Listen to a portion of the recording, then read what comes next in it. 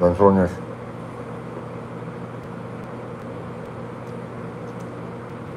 Salamat. Naman, ganda ko. Napildi sa sabong. Yes, sabong, the big one. Guys, huwag kayong magsusugal. Bad yan. Walang nananalo sa sugal.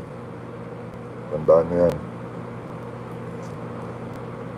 Sayang lang yung pinaghirapan niyo. Tapos nakakasira ng pamilya yung sugal. Di ba, Troy? Masama. Masama yung sugal. Nakakasira ng pamilya yan. Mas okay na magsugal sa pag-ibig. Kaya ako, yung feelings ko lang yung sinusugal ko. Hindi yung pera. Mahirap kitain yung pera. Pero madali lang iwaldas. Tandaan niyo yan.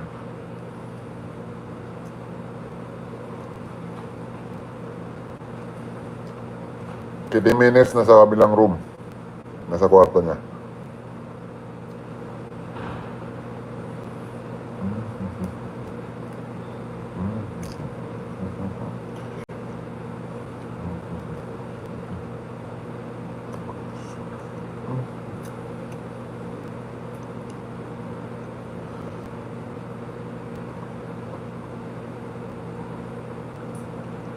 Para akong idol.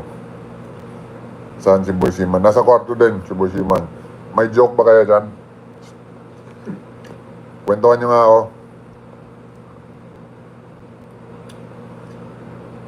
May joke ako. Okay. May kaibigan akong May kaibigan akong seaman. Tapos, yung girlfriend niya, sobrang ganda nung girlfriend niya. Tapos, isang gabi, umuwi yung girlfriend niya, galing trabaho. Galit yung mukha ng girlfriend niya. Tapos, tinanong siya ng kaibigan ko, "Oh, love, ba't galit na galit yung mukha mo? Ba't ganyan yung mukha mo?" Tapos sabi ng girlfriend niya, "Kasi naman, love, yung mga katrabaho ko, pinagsasabihan akong mukha akong magsasaka pagkasama kita." Tapos, parang natawa yung kaibigan ko, pang napangiti siya. So sabi ng kaibigan ko, "Love, pabayaan mo na sila. Kasi, paano nila nasasabing mukha kang magsasaka? Sobrang ganda mo naman eh. Tingnan mo yung mukha mo, pang-artistahin, yung katawan, pang-model, tapos sasabihan ka lang magsasaka. Pagkasama mo ako, pabayaan mo na sila, love." Tapos, sabi tinanong ng kaibigan ko yung girlfriend niya, "Pero love, ba't ba nila nasabi na mukha kang magsasaka pagkasama mo ako?" Tapos, sabi ng babae, yung girlfriend niya, "Kasi love, mukha ka kasing kalabaw eh." Sabi ng Mas malala pa sabi ng kaibigan, "Ay, dapat pinatay mo na yung mga yun." Kalabaw pala. Siya pala yung mukhang kalabaw eh. Kaya pala mukhang magsasaka yung girlfriend na pagkasama siya.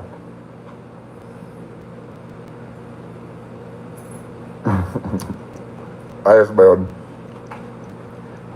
Ayos. Mukhang kalabaw eh. Kasi yung kaibigan ko pala yung mukhang kalabaw eh. Natawa pa siya eh. Akala niya yung babae yung pangit siya pala.